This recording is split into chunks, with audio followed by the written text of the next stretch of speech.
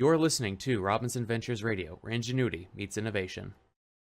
All right. Well, good afternoon, good evening, good night, wherever you are.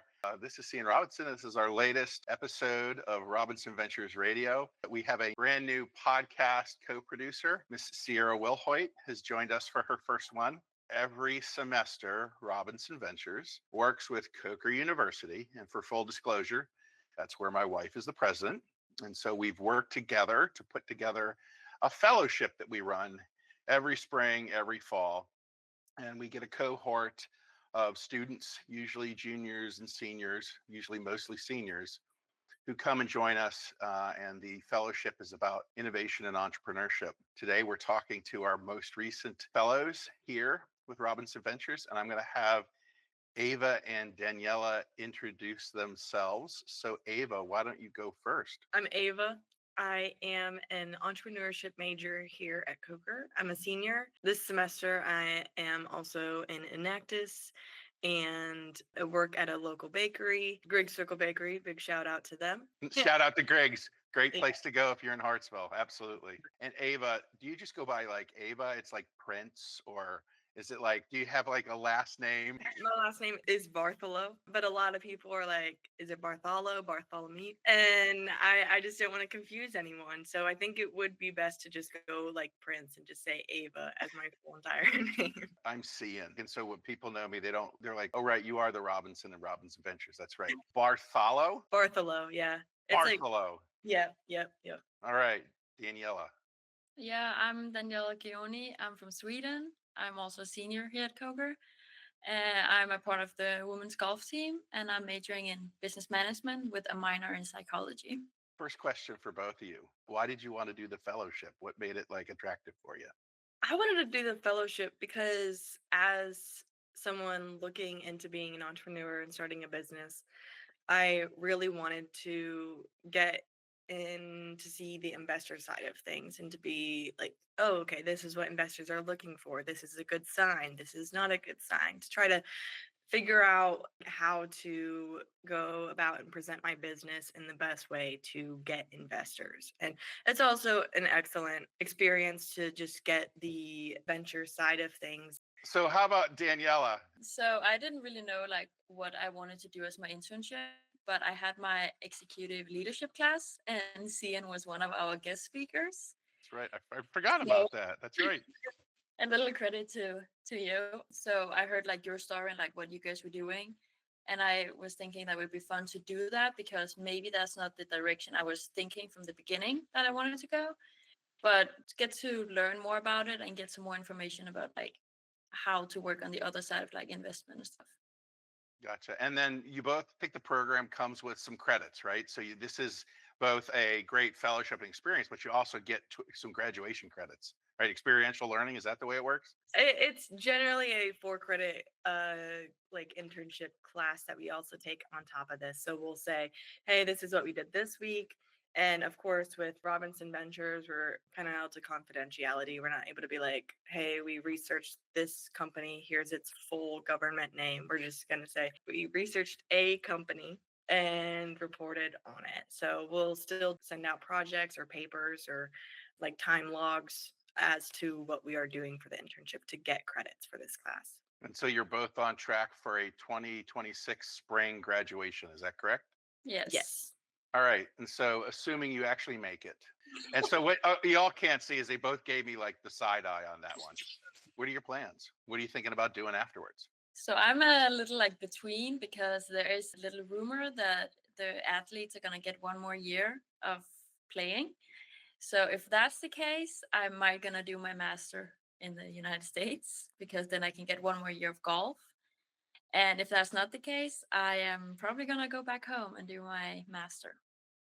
Gotcha. What about you, Ava? I will probably move back to Fort Mill and kind of set up shop. I believe the first business I want to get into is going to be like an app of sorts, but I also have like a couple different ideas, but I would like to go back to Fort Mill or go to Somerville to just like get out into a more populated area, find more people and try to like reach out to more people. So Fort Mill, help me out, is south of Charlotte. Is that Yes. right? It's like 20 minutes. It's right below the border. Yeah. And Somerville is similar, or? It's Charleston. Oh, Yeah. there you go. Yeah. Well, definitely two different types of metroplexes to get into for sure. Exactly. Yeah. Cool. I had a colleague and a friend, Caitlin Torrance, who is from the Fort Mill area. Let's see, what's the school that's very close to there that Coker plays? USC Lancaster or Winthrop? Winthrop. And I remember Dr. Harder and Natalie and I went to and stayed in the Fort Mill area because one of our teams was in one of the South Athletic Conference tournaments. It was the women's basketball team last year. And there is a great bakery in Fort Mill. That's what I remember. Like there was this really cool restaurant bar, right? It looks like Fort Mill's they've changed like they were a mill town. I mean, truly a textile town for almost a century. And now there's these really cool apartments and different businesses being located in the whole Fort Mill area. So very entrepreneurial area. Daniella, talk to us about what it means to be an international student in the United States going to school. Being international, like if you asked me 3 years ago, I will say it's hard and not fun at all. Thank you for your honesty. I could, I mean, that's pretty like how it is, because it's pretty brutal to like leave your family and like everything you know and get to like a whole different, like even like the culture. The first day I was in here, there was a guy on the street. He was like, "How are you doing?" And I was like, "Why are you talking to me?" I like panicked because home we don't do that. Okay, so I'm from New York and New Jersey, and we don't do that in New York and New Jersey. But down south, 100%. How you doing? How you mom and them? And then like at Koga, we had a really good lady who helped all the internationals, but she was like a safe person in the beginning. So she made it easier. She helped us like go to Walmart and like get settled, help with basic stuff that maybe your parents normally help you with when you're moving into Koga or like to a college. When I do talk to our other international students, and by the way, for people who are listening, Coker University usually has between 20 and 30 different countries represented at any point in time on campus, with different students coming from all around the globe to get their education and in many instances continue their sports career, right? And then talking to those students, like they think in their home language and then they have to translate into English. How has that like changed for you? I mean, I can imagine like 3 years ago, it must have been like very tough, but now it's like, okay, I'm getting it a little. I am actually already from the beginning to like speak two different languages home, because I speak Danish with my dad and Swedish with my mom. Wow, cool. So when I first got over here, it was hard, but I was lucky that my freshman year roommate was a American girl. So I kind of got forced to speak English from like the moment I woke up to like until I went to bed. And it helped me. So after like, I think it was a month, I started dreaming in English. So I remember that night, like morning when I woke up. What? That is so cool. Wait, that is so cool. Yeah, I'm normally thinking in English now, but like on the golf course, if I'm like talking to myself or like I'm counting something, it's in Swedish. So Ava, from the flip side of it, what's it like to like you're in this fellowship with Daniella, right? You guys are swimming buddies, right? You get signed work together. What's it like to do like the flip, the inverse? What's it like to be, American student? You're like, oh gosh, I don't know Danish or Swedish. What am I gonna do? I mean, I don't think it's that different. She's very good with English, of course. And the thing about people that are learning English, it's often like they'll catch things that English speakers don't. If she's reading anything that I write, she's able to find something. Like if it's the first write through, she's able to be like, that doesn't make sense. And I'll be like, yeah, it doesn't. You're right. You're right. So it's nice to have that, like, not really new, but that like point of view. Just because she's been speaking English for 3 4 years, three, like 4 years. daily. Also, I think it's cool. I went to Germany for a month, and so there's like some slight things with Danish. It's like very similar, kind of. And so, like, I'll read off of her phone, and I'll be like, I think I can sort of almost kind of pronounce that. And so, I don't know. I think it's just kind of cool to see the differences. What did you guys want to get out of this fellowship? And we already talked about why you took the fellowship, right? Okay, and the fact it also helps you get some credits towards graduation doesn't stink. I would say, kind of going back to like why it's kind of like I would like to get information about investing. I know that I already said that, but I would just like to have that mindset about this side of operations because I like to know every single part of a business. I like to like collect all different parts. Like I want to see what the cashier does to the baker, to the owner, to the accountant. I want to see all sides of a business. I want to understand what an investor thinks about or what they go through. I mean, for me, it was more like I wanted to try something new. I do like numbers and Excel and stuff like that. So if I should take like the clear path, that would be the way for me. So for me, it's more like learn, yeah, kind of like the other side of everything. I mean, just like the two first projects we had, like Ava called it, is stalking. People were For context, everyone, there was not stalking going on. We do not have our fellows stalk people. What they were doing was due diligence. And the due diligence was collecting as much open source information as you possibly could on the founders as well as the company itself. When you were doing the due diligence, what was like the most challenging part? for me, was it like finding the information? And then I have been working with LinkedIn, but not like as much as I have now. So like Kelsey, she was like, "Oh, you can go in here and you can click on this link on LinkedIn to go on this next website." I was like, "Okay, I didn't even know I could do that." So for me, it was like a big shock that there was so much to do on LinkedIn that I didn't even know about. I only got told that like they can see if you've been watching their LinkedIn, and I was like, "Oh." Then they can see I've been in there like 400 times the last 2 days. That's 100%. I get notification every time somebody comes in and views my profile. For those folks, like it probably made sense that they were seeing you come in because they knew we were doing some due diligence on the company. For you, Ava, what was the most shocking part where you were doing the due diligence? What was sort of an eye-opening? I would say the depth. Like as Daniela said, we went to LinkedIn and we clicked on all these people's profiles and we're like, oh, you have experience here. Let me check out this company that you were working at. Founded by this person. Let me check out them and kind of just follow any trail that you have. I have never done diligence before, so I just assumed, okay, well, like this question is this answer, but it's not that simple. It's like there's also an entire different layer underneath it. You have the information of they've worked here this long, they founded it, or they have moved up the chain fast, or their father or mother owns it, information about them and the business. It's very important. And I think as you two grow and launch into your professional careers, that your digital footprint is curated very carefully. We've done due diligence on companies. You go to LinkedIn, but then all of a sudden when you search, you just do a general search on our name, and all of a sudden these Instagram posts come up or these other social media posts, and you get into it and you're immediately like, maybe we shouldn't invest. There's some questionable decision making going on. Right? Is this the way they're going to lead their company? Is this what they're thinking through when they go to post something? We had one where we went and looked, and this gentleman had moved around every 2 or 3 years. Well, I'm like, okay, that's not necessarily terrible because I did that early in my career. And then you start getting the flavor of the reason why he was moving around, and you started looking at some pretty unfortunate statements about former employers.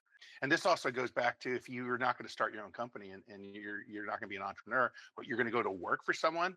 I can tell you right now that you get through the screening process and you're into the interview process, 100% they're going in and looking at your digital footprint, right? And there are tools that HR departments have that are able to go out and collect that digital footprint. I've been asking all the questions. Maybe you guys have a question for me you'd like to ask. What prompted you to start this? So I start this meaning the fellowship or Robinson Ventures, or start with Robinson Ventures. right after graduate school, I went to work for the Pennsylvania Department of Revenue. I was there for just shy of 2 years, and they hired me to be a fiscal revenue analyst, which was great. So I learned a lot. I learned a ton, but was also hired to fix problems there, right? They were just implementing PCs. So there was stuff that I did as my job, but then there was other stuff that I was asked to work on as projects. And then I went to work for a bank, 2 years, same stuff. Then I went to work for a consulting company, 2 years, same stuff. But each time my position became more and more moving up, I guess is a way to say up the corporate ladder, to the point where I was 29 years old and I became a CIO. Every time I was hired to do something specific and fix. And then when I was done, I realized, well, I'm not the type of maintainer. I don't go out and go, okay, now that I built this thing, I'm going to run it for the next 20 years of my career. It's going to be great. It's not me. And I quickly realized that what I was doing was consulting. And so there was an opportunity that I just took and said, okay, I've got a runway of money. I've got a runway of healthcare. Rory, who's 24, who's my youngest son, was just born. I had a 4-year-old son, right? To Dr. Harder's credit, I said, I'm going to take a leap of faith and I'm going to start Robinson Ventures. And I said, if I don't have clients and I don't have decent income in 6 months, I'll go get a job. Well, guess what? Away we went. That started in 2002. And then in 2011, we had an opportunity to exit in late 2011. I became a trailing spouse to Louisiana and then to South Carolina. And in 2021, we restarted the firm. Kelsey Gibbons, who you guys work with very closely, she was one of the first few fellows that went through the program. She's been with me now for 4 years as a project manager. We brought on Joanna Dutton this year because we're a book of business crew. And if our book of business can continue to grow, there's 1 or 2 other jobs that are going to need to be filled. And Kelsey's going and getting her PMP. She got her MBA, played her 5th year as a goalie over at Lander and got an MBA while she was there. So Daniella, there's absolutely an opportunity for you to get your master's if you have that extra 5th year or extra year to play, which would be amazing, and take advantage of it. What I realized about myself, what I am is a consultant. What I am is good at going in and fixing things, creating opportunity. And that's not necessarily like a job. It's a thesis for a consultancy. How do you feel like it's like impacting the company when you guys take fellows in? Is it helping the company or is it more like to help the fellows? It's mutual. This could sound terrible. I have a coaching education underlay to what I do for everything.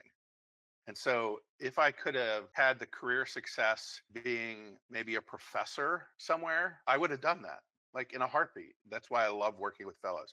Likewise, you guys are horsepower. Like you're really good students. You're no joke. We immediately throw you into the mix. And then we're able to sit there and say, here's how you do diligence. Here's the due diligence checklist. And we turn you loose.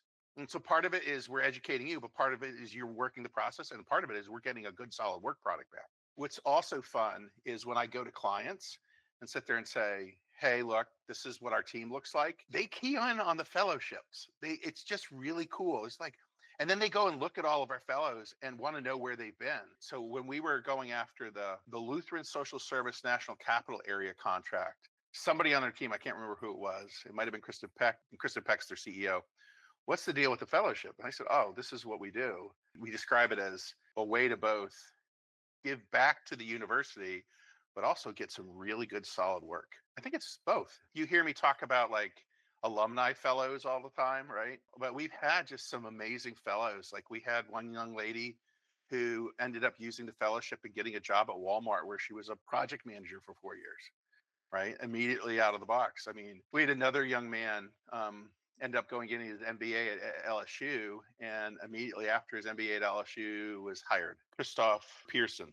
We have a 100% placement, meaning you either get your master's or you get a job, and the fellowship helps you do it. To me, I'm very proud of that.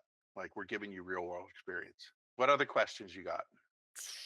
Do you have anything? See, you said not to worry about this interview, and if I knew I was asking you questions, I would have prepared. What's a fun fact about yourselves that probably people wouldn't like? Just a nice, solid fun fact. I took a gap year after high school. I did okay. not want to go to college, and so I took a gap year and I worked, and it was scary, but I did it. And then I'm kind of back on track to graduate at the same year as my peers that were in high school because I took college credits and I'm overloading this semester and next. And so it kind of evens itself out. I mean, I don't know. I know a lot of people don't do that. So describe, what is a gap year? Not everybody knows what a gap year is. What does that mean? It's a year that you take off of school right after high school. You say, if I go to school right now, I'm going to drop out. I'm burnt out from high school and I cannot go to college. And so I spent the fall semester of that year, right after graduating high school. I spent it just working at Panera Bread, and I became a manager there, and I, did everything I could, and I got manager experience, which was incredible. In the spring semester, that's when I went abroad. So I did indeed go through all of the money I saved that full semester, and I spent all of it the next semester just to go to Germany for a month and then go to Thailand for a month and do a little bit more traveling in around Europe. That was a very cool experience. I went through EF gap year, and that was incredible. And I would highly, highly recommend it for anyone that is confused about what they want to do after high school. It was awesome. Did classes online. And then the next fall, I went to USC Lancaster. And then the next spring, I did Coker online. It's just a very funky. I got credits from everywhere and all around. No, it's very cool. I mean, and something Dr. Harder and I believe is you got to travel, and it really opened your eyes up to what the rest of the world looks like, what the rest of the world thinks of you being an American. Their cultures and being embedded in other cultures is so important. What about you, Daniela? What's the unique fun fact?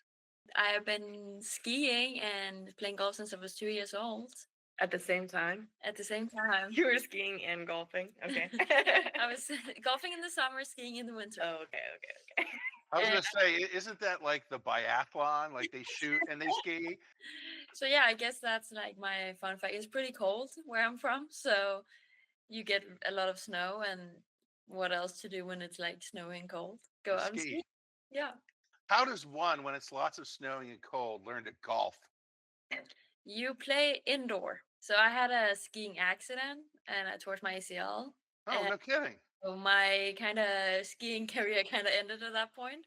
So now it's like when I come home over the winter from the US, where we can play golf like literally almost the whole time. And we're home, our season ends in the beginning of October and starts in the beginning of April. So between October and April, we are hitting balls into a wall or a net inside. Wow. So you don't see how the ball flies because it's literally like 2 yards in front of you where the net is. I'm going to start with Danielle and then I'm going to go to Ava. How did you pick Coker? So since I am a student athlete, I did get contacted by the coach, the old coach we had. I was actually pretty sure it was like back and forward if I wanted to go to the US or not, because I am a huge family person, so it's like a huge step for me to take. And it's like you can ask me Monday and I wanted to go, and you can ask me Monday night and I didn't want to go. Like it was like back and forward. So when he contacted me, I was like, okay, maybe there is an opportunity for me.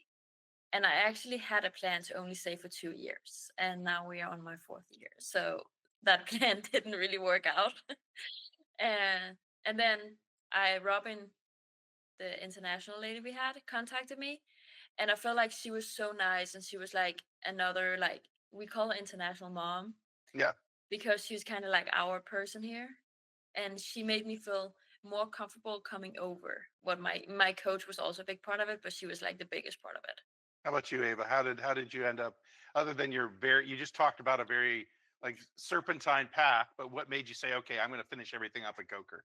Dealt with a lot of financials and just being close to home. My mom used to work at Limestone, and so there was a tuition exchange situation between Limestone and here, and there was a couple other colleges that I could have Mhm. gone to. But the main reason I chose here was I was running out of time, but also it was beautiful on campus, and I mostly am looking for that, and I was mostly looking for like a calm vibe, because I was like, I have been crazy the last couple of years, and this way I get to take a step back and I don't have to think about renting a $2,000 one-bedroom apartment. I think it was just a break from reality, to say, and I'm saying that in air quotes just because it's still real here, and it's just a different part of life that I haven't experienced all that much. But It is a great little campus, isn't it?